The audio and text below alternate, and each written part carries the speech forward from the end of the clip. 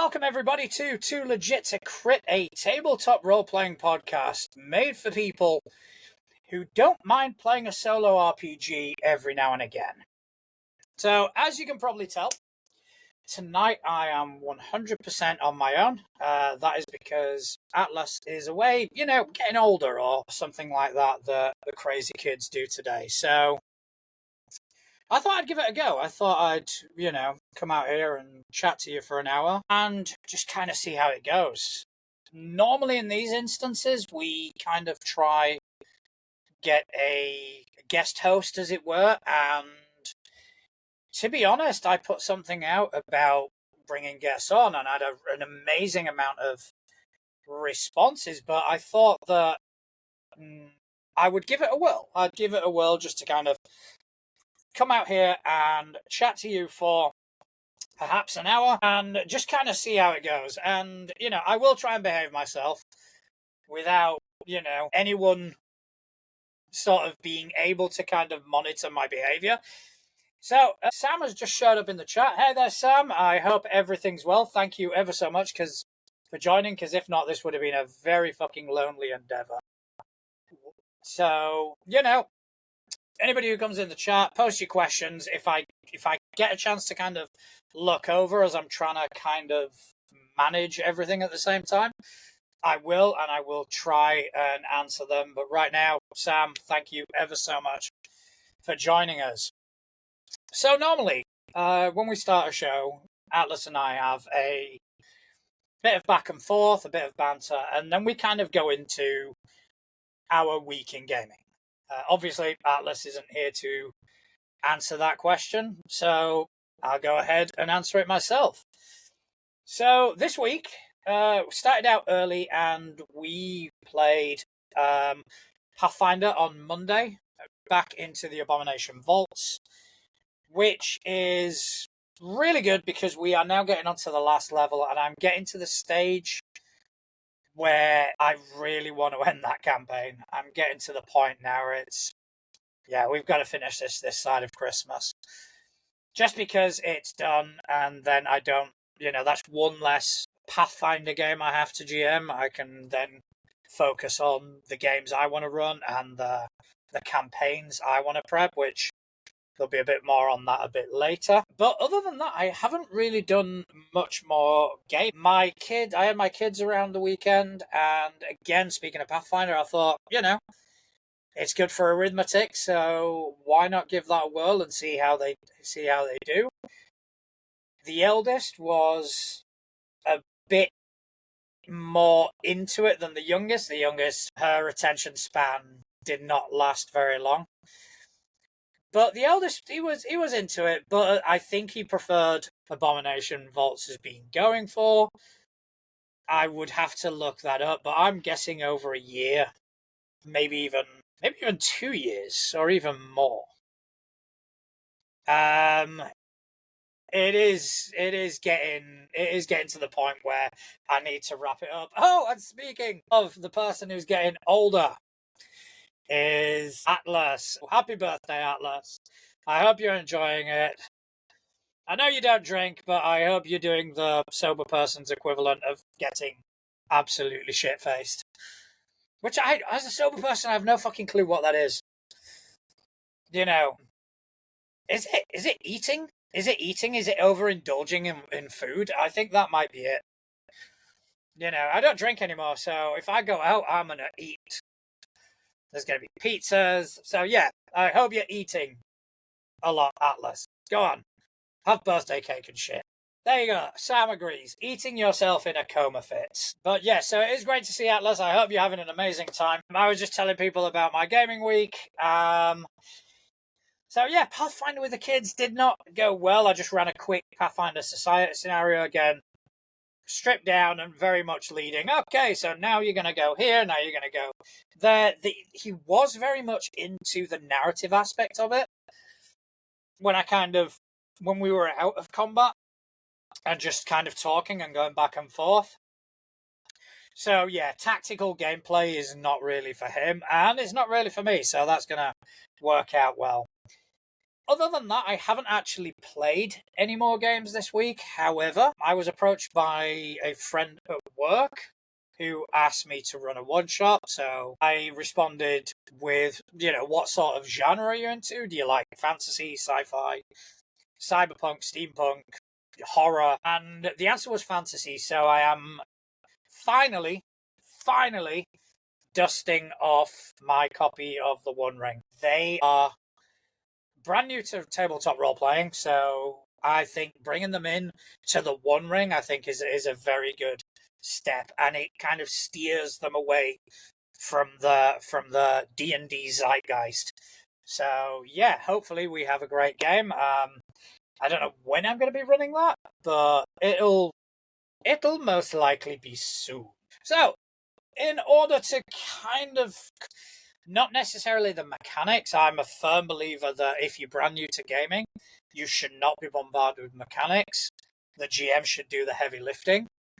So, but it's also the mentality of getting into gaming and the adjusting from playing your traditional video games where there are a lot more confines into going into this relatively open sort of style of gaming where you can pretty much do whatever the fuck you want as long as you're able to kind of withstand the consequence. So yeah, I think that is definite. It's a definite sort of learning experience. So, in order to kind of get shit to talk about, I asked people to send in a couple of questions that I could probably just kind of mull over, and I got two. I got two responses, and they are actually quite interesting questions. So I'm going to kind of go into them now. So the first one, I'm going to bring it up pretty much randomly, is from our friend over at Tablecat Games, who was on the show last week. Jem, check out his games, Monster Truckers. It should be kickstarting soon, and if not, Street Wolves, fucking yeah, definitely go for that. So he asked, what do I like about Delta Green in particular? Do I like it more than Call of Cthulhu, and why? So I will say that I don't really have enough experience in Call of Cthulhu. I've played it once, and it was a recording we did for the crit list, GM'd by Forever GM Justin. Such a fantastic fucking time. Exceptional group of people that I was fortunate enough to play with. And I loved every second of it. I loved the system. I loved the atmosphere. I loved the table. And there was nothing in it that made me go, well, Delta Green does this better, or Delta Green does that better. So I did not see that. I did not experience that sort of, I don't know what to call it, critique. I wasn't able to kind of critique it in that sense. But then again, I've only played the once. I would have to become a lot more familiar with the rules in order to kind of provide a proper answer as to which I prefer. What I will say is that I'm a fan of existential horror. I think it is fantastic. I think it's a rich vein to pull from, and it's amazing for players, and it's really easy to create an atmosphere. So, wanting to play with that mythos, I landed on Delta Green.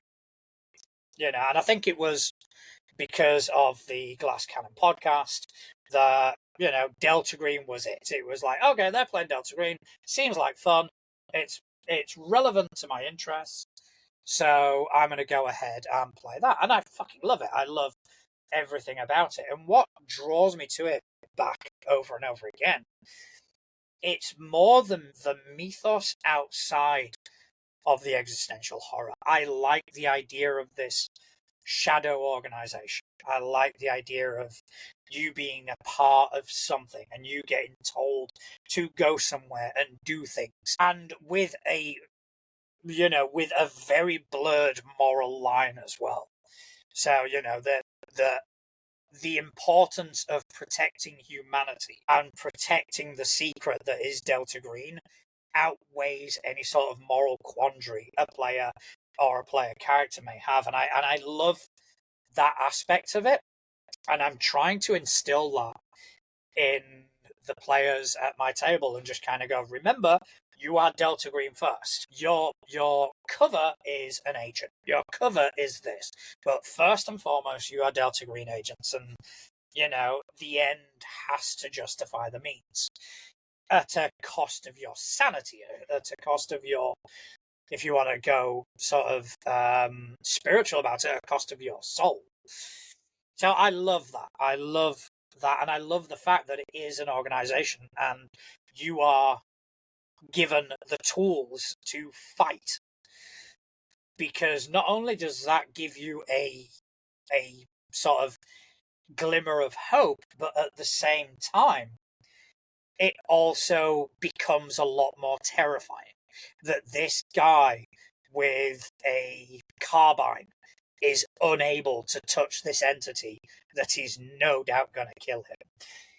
Sam, again, in chat has posted they always thought that this sanity mechanic was called the sanity mechanic is absolutely wonderful. And the bonds that you have in order to protect you from that sanity, I think is a great sort of twist where, you get hit for a lot of sanity damage and you can kind of go, no, I'm projecting this. This is going to cost me my relationship with this person.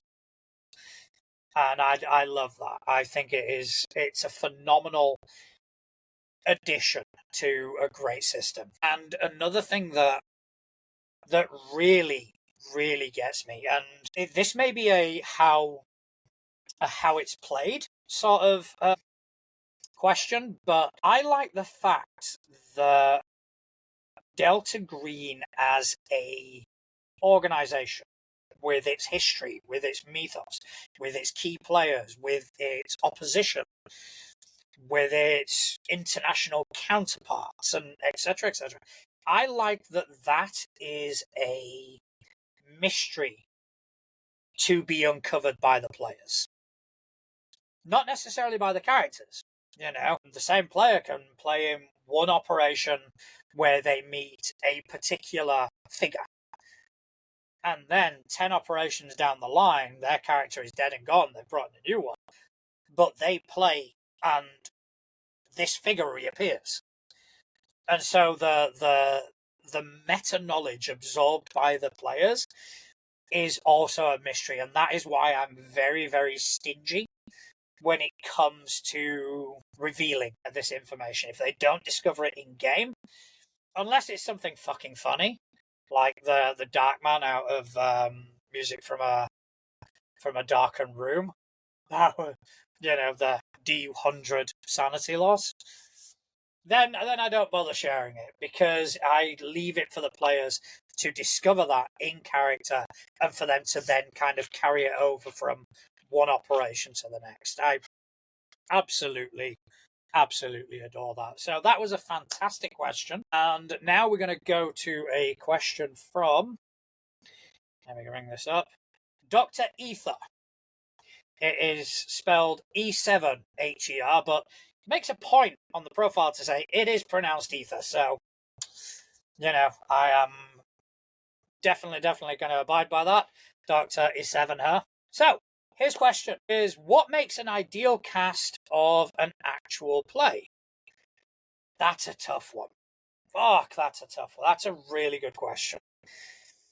I mean, the first answer, and I think this has to be the first answer always provided when asked a similar question, is inclusivity and representation. That goes without saying. I think, that is hugely important and should always be a priority. So with that being said, now kind of going on to the personalities of the players.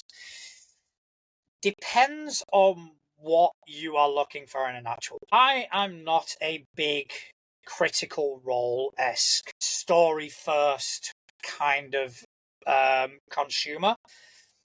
So as much as I enjoy it, I get tired of it. I get tired of kind of watching, people being actors, because if I really wanted to watch that, I'd watch a show on Netflix or something like that. I'm not saying that there's anything wrong with that. It's just, it's not my preference. I am much more of I want to see the game. I want to see people playing as if, they were in a home game. Early Glass Cannon, for example, because now they have leaned more into the performance side of things, and quite frankly, I struggle to stay engaged. That sort of thing. I like to see the play, even like warts and all. If you want to stop and argue for 15 minutes about getting a rule right, I want to be a witness to that. Because I want to watching something. For me, it is a way of kind of curbing my desire to play. So I like to sit and I like to watch these games happen in real time or close enough to real time. So with that in mind, I would put party cohesion above any performance aspects. It doesn't necessarily have to do with the individual players, but as the table as a whole.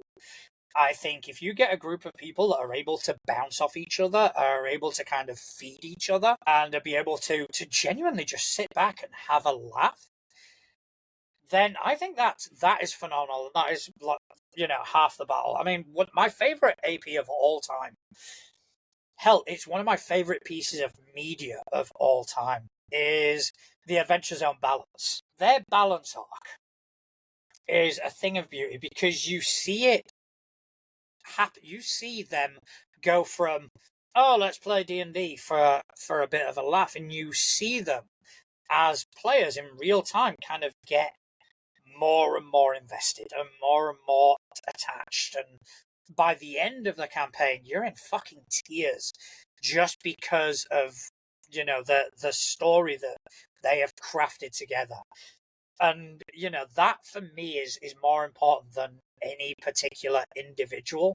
I think having a table that works well together is a priority, regardless of how great someone is at performing, regardless of how funny somebody is, regardless of how well somebody plays. I think even if it's people that don't know how to fucking play, just having the right group of people together, sat at a table, I think is just, for me, it makes or breaks an AP. So thank you ever so much for that question, Dr. Ether. And over in the chat, Sam has posted, maybe to counter, what are your pet peeves in players, or what makes players difficult to have in a party? Okay, I think pet peeves. I think it would be players that clamber for the spotlight. I think players that have that sort of drive to always be the center of attention. That, if I'm GMing, that really kind of irks me in a way. I mean, I get it. Some people are a lot more outgoing. Some people are a lot more sort of comfortable in the spotlight than others, and that is absolutely fine.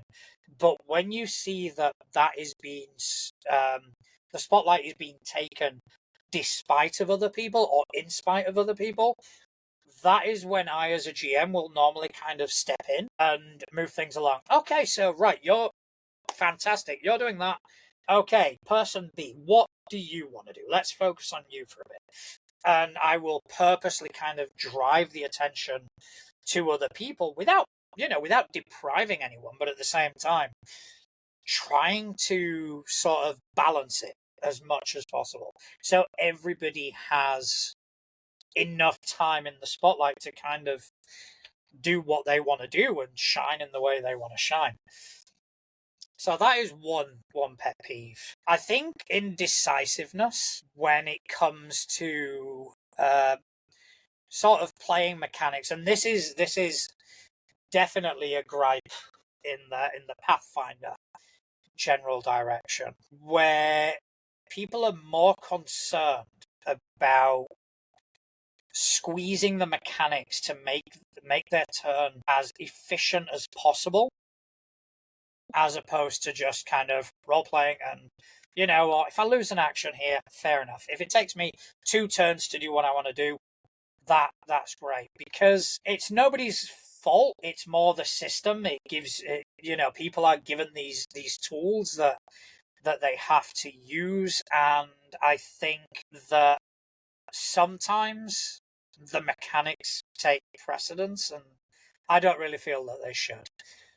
So, case in point, I've actually been offered to join a Pathfinder game, which I may not like running the system anymore, but as I always say, for the right GM and the right table, I'll play anything. And, when Mistress Winter says, I want to run a campaign and I want you in it, just where the fuck do I sign? So, it's going to be interesting.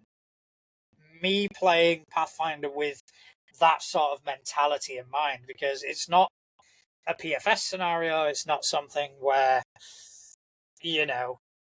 mechanic heavy play is sort of expected. This is going to be a home campaign, and yeah, I'm looking forward to it. I am basically building the Green Arrow.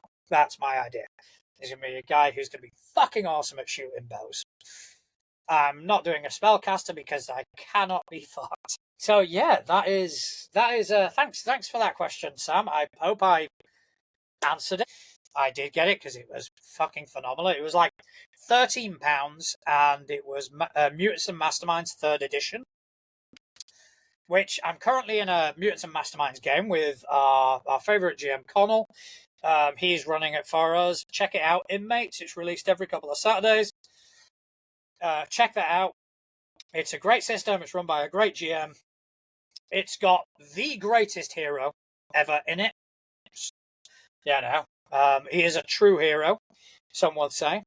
So don't hesitate to check that out. So Mutants and Masterminds Humble Bundle, that was available until Friday, I think, was the latest. And yes, I bought it because I needed it in my life. And it is fucking huge. I think it's like 35 PDFs as well as Hero Lab files. And if you're like me, you use Hero Lab, and that is an absolute godsend. It is absolutely phenomenal. There are more, though. That is not where Humble Bundle ends. There is also a G.I. Joe Humble Bundle, which I'm still kind of struggling to see if I'm interested in that, because I don't know much about the system, and I can't see myself playing G.I. Joe in the immediate future. But then again, it is it does help the PDFs for Juan campaign, so I may indulge. That one's about £35, and you get a shit ton of bucks there. Also, if you are run like me and you are into Pathfinder, or you want to be into Pathfinder, they have posted up a year celebration of Pathfinder Remaster. Again, a lot of products from Pathfinder Society scenarios, Venture Paths, core rulebooks. They've got, I think, the 4 main rulebooks they've got: Bestiary 1, Bestiary 2, Player Core, Player Core 2, GM Core. I may be wrong. I may be a book missing or so, but it does. If you want to get into Pathfinder, this is a perfect moment to do that, because it's not expensive. You're talking about 30 quid, and you get hundreds and hundreds of pounds worth of PDFs, and it's absolutely great. And lastly, but certainly not least, because this one does interest me, is 7th Sea 2nd edition. Now, if you ever wanted to play being a pirate, 7th Sea, 100%. I still need to learn more about the system. I did post something up in a particular Facebook group that I'm a part of with a query. When I was running Pathfinder 1st edition, I was running an adventure path called Skull and Shackles. It's, again, a pirate-themed adventure path, and it kind of fell apart. Real life got in the way, etc., as it always happens. We didn't get out of the first book, or I think we just got out of the first book and into the second. But anyway, we didn't get far at all. So I was kind of looking. I've always been looking to kind of reignite that and redo that campaign, but obviously not playing Pathfinder 1st edition. I was going to do Pathfinder 2nd edition, but I've banished that to the bottom of my bookshelf. So then I kind of thought, yeah, well, it's done. You know, we tried it, we failed. It is what it is. But lo and behold, Humble Bundle came along and said, hey, look, here's a pirate game. And I went, all right, perhaps that'll work. So I posted in this Facebook group just to kind of say, look, here's the thing. I don't want to run Pathfinder. I do want to complete the campaign because, you know, it's like it's a bugbear for me. The fact that I didn't complete that campaign. Would 7th Sea work?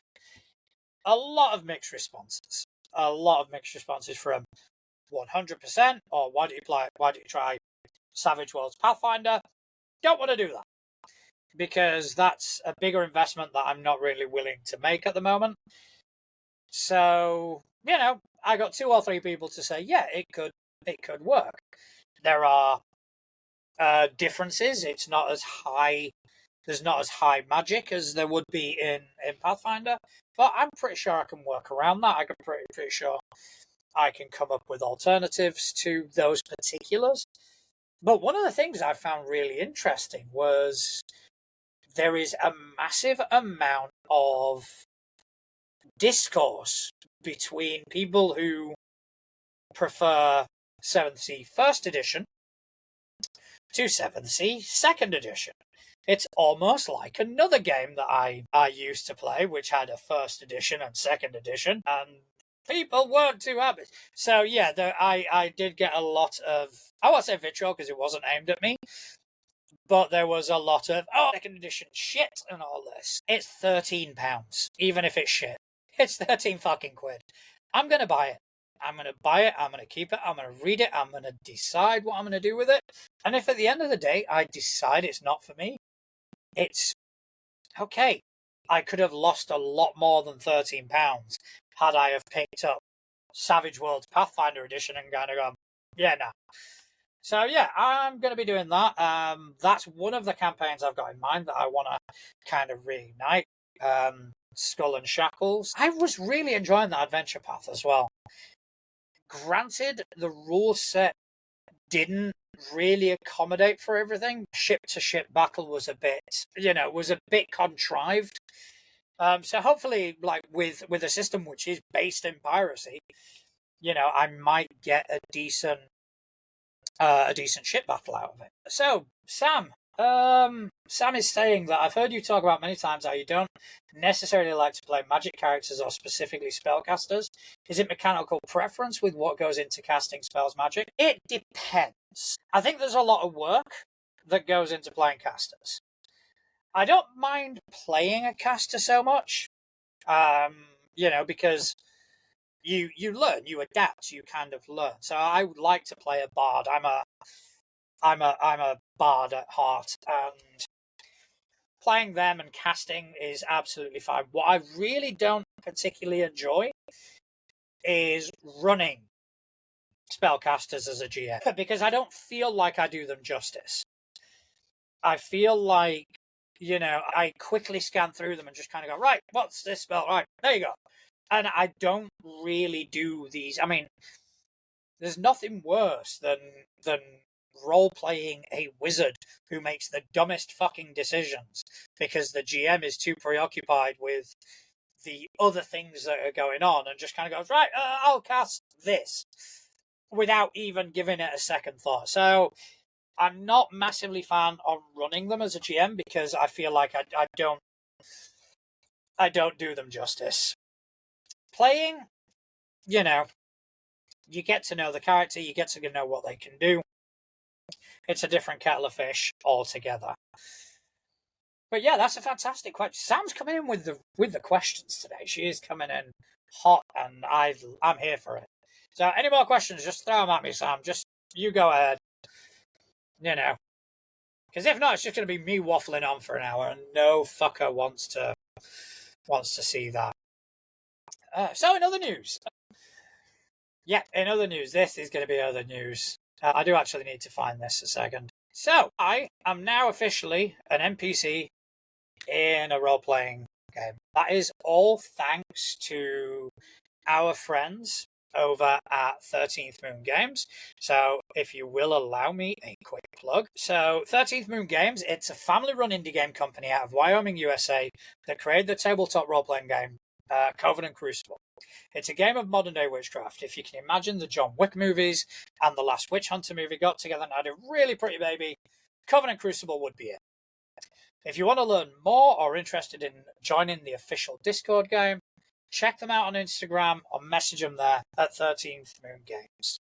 Also, a quick shout out over to Crossing the Nerdverse. It is a universe where fandoms collide. It's your ultimate portal to all things geeky and glorious. Whether you're into comics, gaming, or sci-fi, they've got you covered. Discover exclusive interviews, epic debates, and insider tips from your favorite creators. So join the adventure at crossingthenerdverse. I actually got rid of my script there for a second, so I'll start that again. Join the adventure at crossingthenerdverse.com and unleash your inner nerd. Embrace the passion, celebrate the culture. Crossing the Nerdverse, where every fan finds their place. And lastly, support us. Come along. Go visit our merch store, pick up our hoodies, our shirts, our, desk mats, anything that we've got going. You can even support us via Ko-fi. You can make a one-time donation, just buy us a coffee, or you can do a monthly subscription. We'll give you a mention in the credits, and we'll get you access to our Traveler's Chalice Discord channel, And as always, the best way to support us is to subscribe. Just hit that subscribe button. Just come on. Anything you can do to kind of keep us going. We love doing this, and we want to do it for as long as possible. And, reach as many people as possible. So, Sam has posted another question. She does want to know about my NPC, which I am going to talk about shortly because I'm going to bring up Coven Crucible Unbound. So, the beauty of having Atlas here as well is that sometimes she can vamp while I'm doing all this shit, so it doesn't seem as awkward and as clunky. But let's go and let's bring up. All right, Coven Crucible Unbound. All right, so this was a copy that was forwarded on to me by 13th Moon Games as a thank you for allowing them to use my likeness in their game, and it is a thing of beauty. I mean, I'm in love with the artwork. I'm in love with this style of art. It works out really well, and this is done by our friend Ball Beastie, their daughter. They do the artwork. It is absolutely fantastic. So this is Unbound. So this is their addition to their Coven Crucible game, which we played. It is I think it's our second Critless game, and we had such a fucking good time. You're playing witches in a world that has witchcraft as a sort of underground, and not necessarily underground, but as a prominent part of the world. And each witch, they belong to a coven.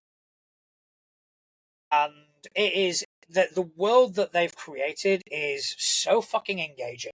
It's based in modern day Chicago. And it is just so fun in the sense that the magic isn't heavily scrutinized. If you can think of it and you can rationalize it and you make a roll because magic is a skill like any other, then you do it. And, there's none of it. It's not Vancian magic. There's no sort of spell slots or anything like that. And I think it is just a fantastic, fantastic creation. And they have now expanded it with a successful Kickstarter for Unbound. So we'll just kind of quickly go through it. We won't, go too into depth because, to be quite honest, I've not actually looked at it that in depth myself, but I am trying to find out where my mouse went to. We will do it here. Okay, so it starts out, you've got traits where traits are essentially, I think the equivalent in other systems would be feats. where you have these abilities which will help improve your rolls. Oh, look at this fucking artwork. I love everything about it. It is absolutely fantastic. So anyway, let us carry on. I have a feeling my mouse has kind of died. That's why it's misbehaving. Okay, so let's carry on scrolling. We're not going to show you the whole book for copyright reasons. So, we start with the traits. So yeah, I am getting confused. So a bunch of new traits to add to your character, and if we go back to the beginning, we'll be able to see what else there is. The arcane traits, ability combinations. They've got new crafting rules, which I don't believe is in the original Coven Crucible rulebook. House lore, which will expand upon the lore of the houses. The Coven Crucibles. I want to find something really cool. So it will be on page 161. So I can actually go there quickly. All right. Okay. So where is that handsome devil? See, if I'd have been prepared, I'd have actually had the fucking page ready, which I do not. So I hope you guys like being engaged by me scrolling through a fucking book. I think we're getting close. Oh, there he is. Oh, there he is. Oh, he's fucking gorgeous. So, too legit to crit. 2 internet witches from the UK. They're some of the more publicly known and recognised of the internet witches. They consider themselves white hats and utilise that reputation for fame and profit. Both John and Justin put their magical skills to use, finding and debunking internet myths and exposing frauds.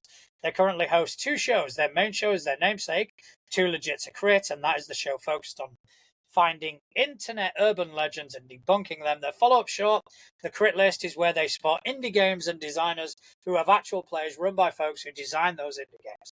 They're extremely popular on both social media and in the tabletop role-playing game community. Many of their fans can be recognized by wearing shirts and hoodies that spot their catchphrase, waffle on. And there we go. So, just going to go over my stats pretty quickly. So, I've got 7 in will, 3 in body, sounds about right, 3 in agility, and 6 in magic. My skills involve academics, artistics, athletics, magical. So, academic, social, and magical. Apparently, that is where I shine. And in sub skills, it is computers, parapsychology, interesting, science, hexing, occult, conversation, animal handling. Yeah, dogs fucking hate me. And first aid. In real life, I am not very good at first aid. I'm just gonna kind of put that out there. But this is absolutely wonderful. I mean, I cannot thank Stefan and his family enough for this fantastic honor.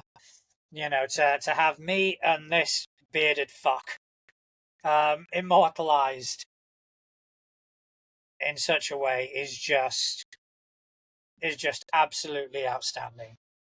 Let's have a look in Justin. So Justin is will 7, body 3, agility 3, and magic. High academics, high magical, high technical. Fair enough. So yeah, that is, this is just, I cannot state enough just what an honor this is. Just to kind of be part of this lore and be part of this game that, that family has poured their fucking heart and soul into this game. And the fact that they have included us in it is just, if I don't accomplish anything more with this venture, I'm happy. Because of this, I'm in a book. I'm in a book that people can buy and people can kind of go, that NPC was such a knob. And I want to feel, instead of saying it to my face, they can say it to my NPC. Let's run by put some poor GM out there. But yeah, again, Stefan, we love you. Thank you ever so much. It is, again, the highest honor and the highest praise. So yeah, that is my NPC. I'm a very, very fortunate person. And I will be going through Unbound. I'll be going through it with a fine-tooth comb. I will be learning everything I can about it, just because, I think I owe it to Stefan and I owe it to their family to do that. And hopefully we get Stefan on to run us through the campaign, or the one shot in which I am an NPC, because that is going to be fucking surreal. Me playing a character interacting with me. I don't know how many people are going to be able to say that. I don't know. And, I am so fucking for that weirdness. So we are trying to get things arranged. We're trying to organise a day in which Stefan will come back and we will carry on our journey into Coven Crucible. Because in our last game, of course, at Coven Crucible, our party pissed a lot of people off. Like, I'm talking a lot of fucking people. So it's going to be interesting to see what happens with that. And, hopefully Catalyst keeps on talking about a crossover. So, Sam, maybe bring your character in. She can meet the likes of Nash. Nash is a great dude. He's okay.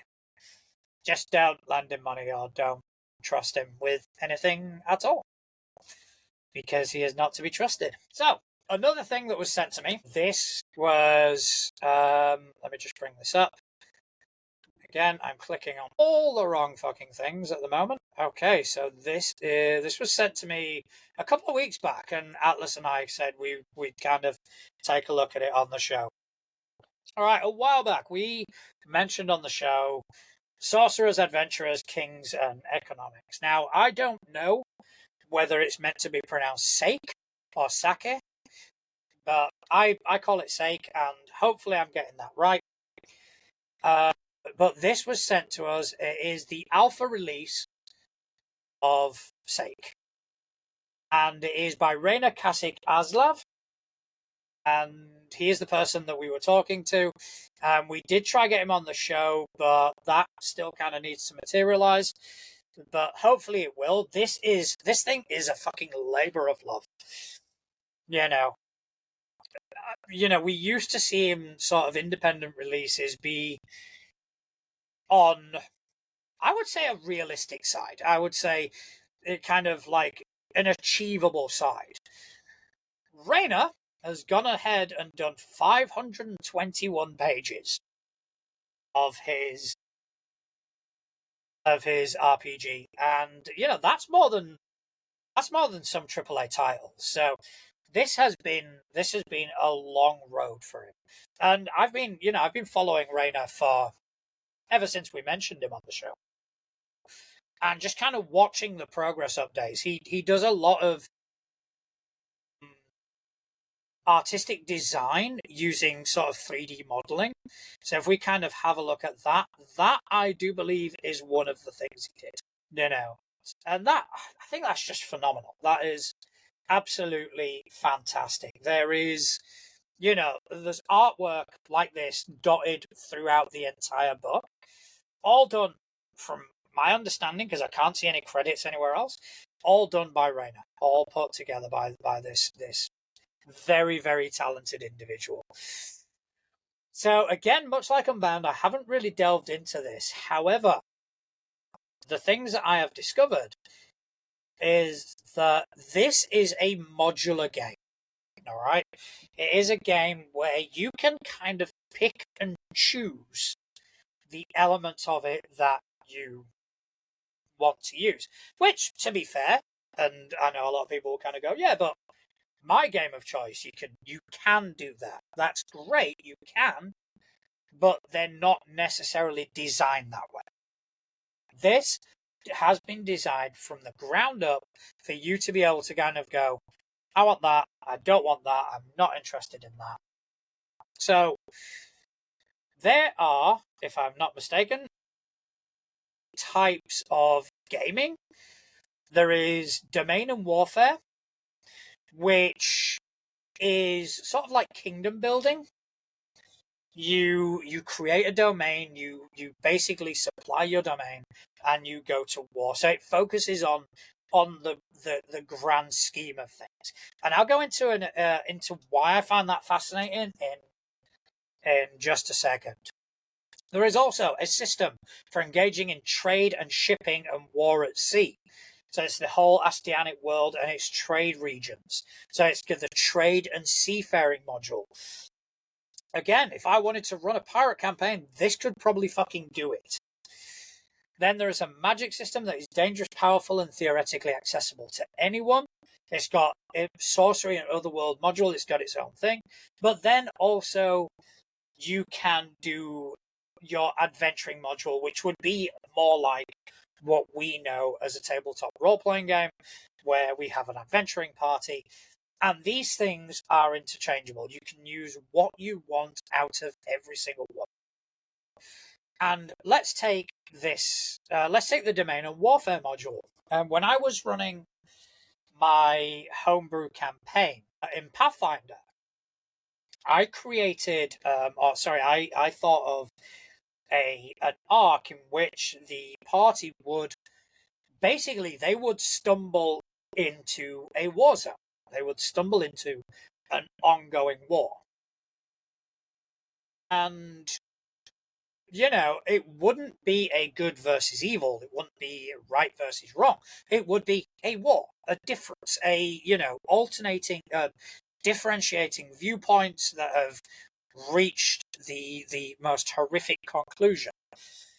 And I was going to let them decide as a party, okay, do we lean more this way? Do we lean more that way? Again, there would be no sort of wrong or right answer, but that would be the decision that the party made, because they would need something. And it would be whatever they went with, they would need something from the opposing force. So what I wanted to do was to, instead of playing Pathfinder as Pathfinder and having it, you know, okay, you go into an encounter and this, that, and the other, I wanted to do a battle. I wanted to kind of find a system that would work well into kind of going, right now we're not playing Pathfinder, you are going to be in charge of units, or you're going to be in charge of thingy, and basically create and have a war game, as it were. And I looked into various things. I did look into Kingmaker, which was okay, but I thought that would be it would be a bit heavy to learn. I wanted something that would be a bit easier to pick up. And then obviously you kind of go through all the different sort of war games, not necessarily to use as is, but to kind of draw inspiration from. In the end, I decided it was too much work. But now looking at this, with, say, if you are running a game in Sake, you could feasibly do that. You could feasibly go, okay, so you are now entering a war. You are now entering a overland or an airborne or a sea battle. And there are rules in this book that you can immediately go, right, let's grab. Another thing I love about this book is everything's hyperlinked. I do love a hyperlinked PDF. So if I now go to like the Domain and Warfare module, here we have, you've got obviously the history and the politics of the world that you're in, but it also, I mean, just look at the layout. The layout's phenomenal. It's a wonderful bit of work. So once you kind of get past that, you can start working on a kingdom, start working on building this domain of yours. And I was hoping to find the combat rules just to see how complex they were. And by the way, this is a D20 system, so you know it will be familiar to most people. So playing the domain game, so we kind of keep scrolling past. I think I'm way beyond, but when I get a chance to actually sit down and have a look at this book, I will. But I just like the idea of being able to kind of go, okay, so there's our adventuring party, we leave the dungeon, we get on a ship, okay, we are now in this type of game. And you're able to run it without sort of having to bring in other rule sets, without having to bring in other inspiration, you've got everything you need in this book. And that is absolutely fantastic. It is, like I said, it is an alpha release. This was released to backers, and it was also released to us. And again, Raina, thank you ever so much, because, you know, I do love it. And, you know, you got to give me some time, man. It is 521 pages, so I will get through it. It's just going to take me a bit, because I do have other things, gaming and non-gaming, even establishments. This is wonderful. I mean, it is, you know, it's an impressive feat for Raina to kind of put that together. It is absolutely wonderful. So yeah, check that out. Check out Sega. I think you can still pre-order it. Again, that is in alpha, so I don't know how long the alpha phase and then the beta phase are going to be, but it's definitely worth checking out. And 100% Coven Crucible. You need Coven Crucible in your life. Guaranteed you've not played anything like it, and you're going to have a ton of fun. It is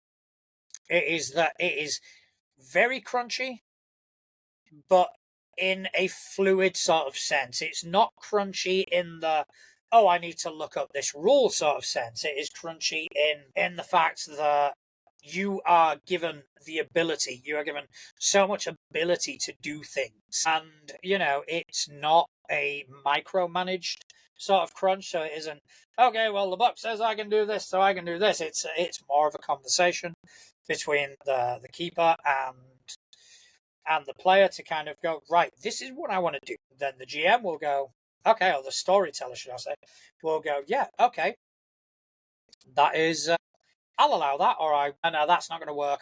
Have you tried this sort of thing? And they're the systems that I thoroughly enjoy. I love when the players are given a sense of agency. I love when the players are given the ability to kind of, I won't say negotiate, but to kind of offer suggestion. And, you know, like I saw the other day playing Pathfinder with my kid, it was like, that doesn't offer that. It was like, yeah, but you're not allowed to do that because it goes against the rules. Whereas, you know, something like Coven Crucible is heavily influenced by the sort of storytelling type of gameplay, and it just works really well. So yeah, check it out and fall in love with that world. Fall in love with that. And if you like us, you're going to piss off the Baba Yagas, which is probably not a good idea. We piss them off like something fierce. And I am very much fearful for my character's longevity when we actually decide to get back to that. But surprisingly enough, I've managed to talk for an hour, which, honestly, going into this, I really didn't think I would be able to. You know, I've had some wonderful questions from Sam, which, you know, they've kept me on my toes. They've kind of thrown me through a loop. But, you know, I think this has gone pretty well, I must say. Oh, Sam has put in the chat that Baba Yaga took out an FBI agent in our campaign. Yeah, Baba Yagas are pricks. Baba Yagas, yeah, they're not very good people. But you don't want to piss them off, which is what we did. We fucked them off, you know. So, yeah, we'll try not to piss off the Baba Yagas in our next game, but you will be able to watch it. We will be able to pick up the action and kind of see what we're doing, and, you know, see my great character Nash, who is a monumental cock. So yeah, that's going to be fun, and hopefully it's going to be fun for all. I do hope that you have enjoyed listening to me waffle on for an hour. I've certainly enjoyed it. My mouth's dry because I haven't had someone to kind of hand the reins to while I have a quick drink of my soda, which is down here. Which that's the first I'm shotgunning this fucker as soon as I go off air. But this has been an absolute pleasure. I just want to kind of thank Sam and everyone else who's joined us in the chat for keeping me company tonight. God knows I fucking needed it. Normally this is where I would ask Atlas to kind of, you know, promote herself, but I'm going to have to do it for her. You know, Atlas like the Titan, Ursa like the bear, on threads and all that. So yeah, follow Atlas though. Seriously, follow Atlas. She's a fantastic artist. She's got a great Discord with really, really a really good vibe, and I hate using that term, but it is a fantastic vibe in there. She does live streams every Saturday where she does art on the fly, and we play a version of Scrabble, which Connell somehow always ends up winning. But it's a fun time. So go ahead and follow Atlas on everything and anything you find her on, except for in person, because that would be fucking weird. So as for me, you can find me at natural.juan on Threads. I'm also at naturaljuan at dice.camp on Mastodon. Also, Too Legit to Crit on Blue Sky, which is beginning to gain a bit of traction now. I'm really enjoying some of the back and forth that's going on there. I'm also behind our Instagram, our Facebook. We've got a Discord. Come along, join it, and come and say hi. Again, if you want to support us, you can do it at the $3 a month tier, which will give you access to our private channels on the Discord, where some real kinky shit happens. Not really, but, you know, if it helps get fucking subscribers, go ahead. And also, you can just do like a one-time donation, which is going to be massively appreciated. And, you know, we will include you on the credits to the show, you know. And other than that, I just want to thank everyone for taking time out of their busy day, listening to one idiot waffle on about tabletop role-playing games. Thank you very much, and good night.